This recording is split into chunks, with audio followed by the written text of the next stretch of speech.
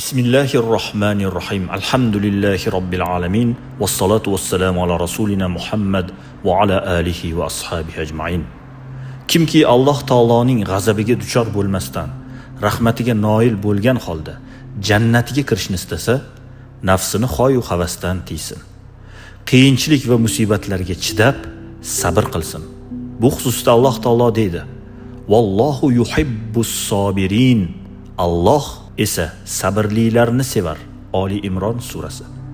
Sabr toqat qilish, Allohga itoat etish, Alloh harom qilgan narsalardan tiyilish va biron musibatga uchraganda sabrli bo'lish kabi bir qancha turlarga bo'linadi. Kim Allohga itoat etishda ana shu tarzda sabr toqatli bo'lsa, Alloh unga qiyomat kuni jannatda yer bilan osmon orasida keladigan 300 daraja ato etadi. Yana kimki Alloh harom qilgan narsalardan tiyila olsa, qiyomat kuni unga 600 daraja ato etilar ekan. Qarang, bu qanday katta darajalar. Bu har birimizning orzuyimiz.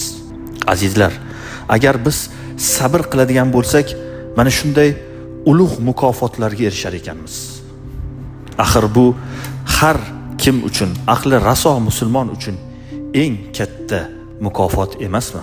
Kimki bu dunyoda duch kelgan mashaqqat va musibatlarga chidab, Alloh buyurganlarga rioya qilsa, jannatda unga 700 daraja ato etilar ekan.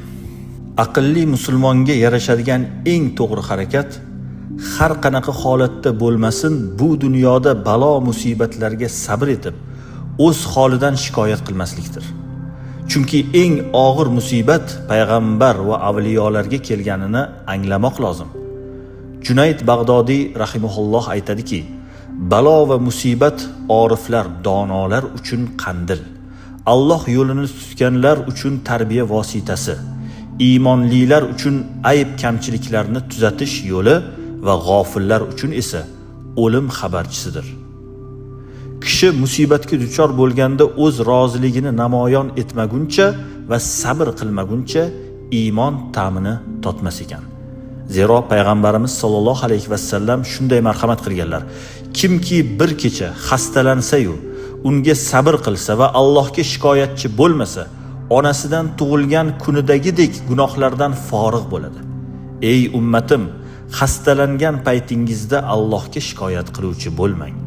Qarang azizlar, agar inson xastalangan holatda unga sabr qilib, Alloh taologa shikoyat qilmaydigan bo'lsa, Alloh taolo uning gunohlarini shu qadar kechirar ekanki, hattoki u onasidan yangi tug'ilganday gunohlardan forig' holatda bo'lar ekan.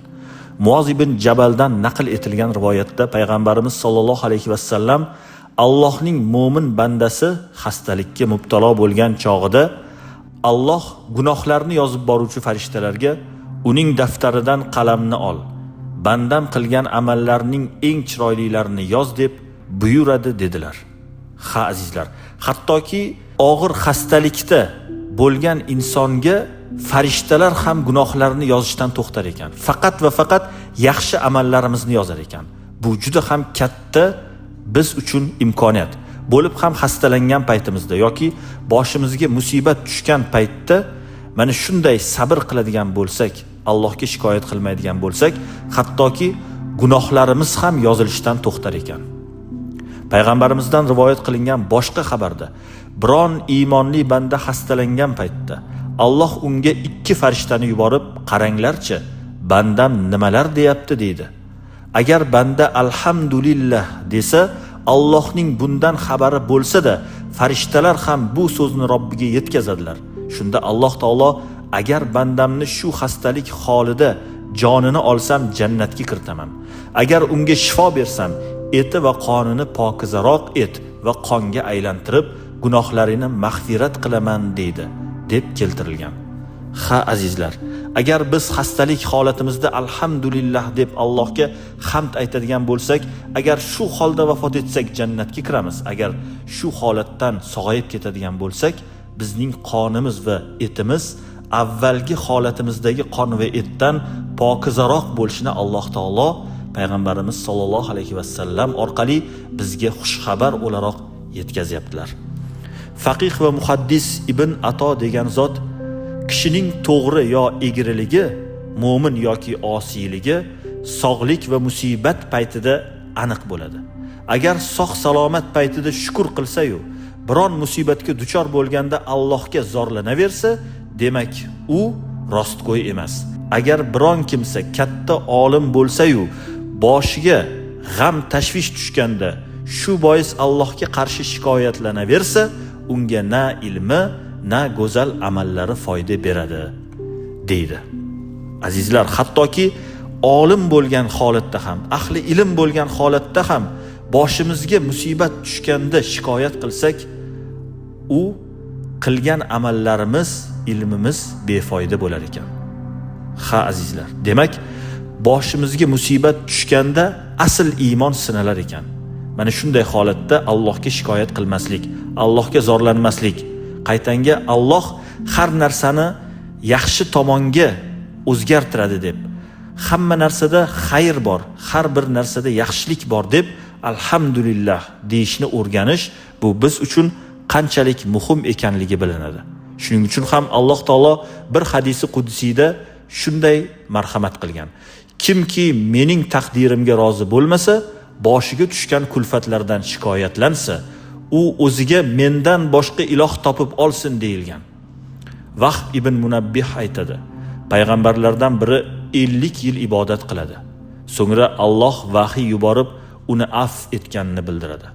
Payg'ambar: "Yo Robbim, mening nimamni afv etasan? Men gunoh qilmaganman-ku" deganida Alloh uning qil tomiriga tinmay urib turishni buyuradi va u tun bo'yi uxlamaydi. Erta bilan kelgan vahiy farishtasiga shu haqda shikoyat qiladi. Shunda farishta unga: 50 yillik ibodating ana shu tomir urishidan qilgan shikoyatingdan past turadi deydi. Demak, shikoyat qilishlik insonning maqomini shu darajada tushirar ekanki, hattoki qilgan ibodatlarimiz ham mana shu shikoyatdan past turar ekan. Demak, biz shikoyat qilayotganimizda o'ylaylik, biz kimga shikoyat qilyapmiz? Nimaga shikoyat qilyapmiz? Biz yaratuvchi zotga, bizni yo'qdan bor qilgan, butun olamlarni yaratgan zotga shikoyat qilyapmiz. Buni esimizdan chiqarmaylik. Shuning uchun ham Allohga shikoyat qilishdan oldin o'zimizni o'nglab, alhamdulillah, Allohga hamd aytish va ulug'lash, tasbih aytishni o'rganaylik. Mana shundagina biz Allohning rahmatiga, Allohning mag'firatiga erishar ekanmiz. Alloh taolo barchalarimizni to'g'ri yo'ldan adashtirmasin. Shikoyatchi bandalardan qilmasin. Boshimizga qanday kulfat, qanday tashvish, qanday holat tushishidan qat'iy nazar o'zimizni musulmon ekanligimizni eslab, musulmonchilik holatidan kelib chiqib, o'zimizni qo'lga olib, Allohga hamd aytib, har bir bo'layotgan ishni yaxshilikka yo'yib, Allohga ibodat qilishda, Allohga shukr aytishga, Allohdan istig'for so'rashda davom etishimiz kerak bo'lar ekan. Shuning uchun ham biz musulmonlar bu dunyoda har qanday vaziyatda turli xil tashvishlar bilan o'zimizni urintirib qo'yishimiz aslo yarashmagan holat bo'ladi. Aslida musulmon insondan ko'ra baxtliroq inson yo'q. Chunki Alloh taolo musulmon insonga har holatida yaxshilik bo'lishini, har holatda xayr, baraka bo'lishini va'da qilgan. Biz mana shu holatlarni o'rganib, o'qib, hayotimizga tatbiq qilib, amal qiladigan bo'lsakkina biz o'zimizni baxtli his qila olamiz. Ammo biz bu narsalarni yodimizdan chiqaradigan bo'lsak, turli xil holat bo'ladigan bo'lsa, o'zimizni yo'qotib qo'yib, Allohga shikoyat qilib, osiy bo'lib qo'yishimiz mumkin. Shuning uchun bu narsalardan ehtiyot bo'lib, ko'proq ilm o'qib, ilm o'rganib, Allohning borligini, haqiqatini yaxshiroq tanishga harakat qilib, uning bizga buyurgan buyruqlariga imkon qadar amal qilib hayot kechiradigan bo'lsak, inshaalloh bizdan-da baxtliroq bu dunyoda inson bo'lmaydi. Shuning uchun ham biz musulmonchiligimizni albatta asrab avaylab muhofaza qilishimiz zarur bo'ladi.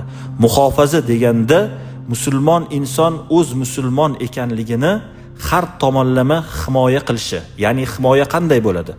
Allohning zikridan uzilib qolmaslik, ilmdan uzoqlashib ketmaslik, dunyoviy tashvishlarga berilib ketmaslik. Agar biz dunyoviy tashvishlarga berilib ketadigan bo'lsak, biz musulmonchiligimizni muhofaza qilmayotgan bo'lamiz. Biz bu narsadan uzoqlashayotgan bo'lamiz. Biz boshqa insonlar kabi oddiy hayotda yashayotganday bo'lib qolamiz. Shuning uchun ham Allohning bizga bergan va'dalarini o'rganib, bunga amal qiladigan bo'lsak, hayotimizga tatbiq qiladigan bo'lsak va boshqalarga ham o'rgatadigan bo'lsak, albatta Alloh taolo bizning ikki dunyoyimizni saodatmand etadi. Alloh taolo barchalarimizni to'g'ri yo'lda bardavom qilsin. Va sallallohu taala ala xayri xalqihi Muhammad va ala alihi va ashabihi ajma'in bi rahmatika ya arhamar rohimin.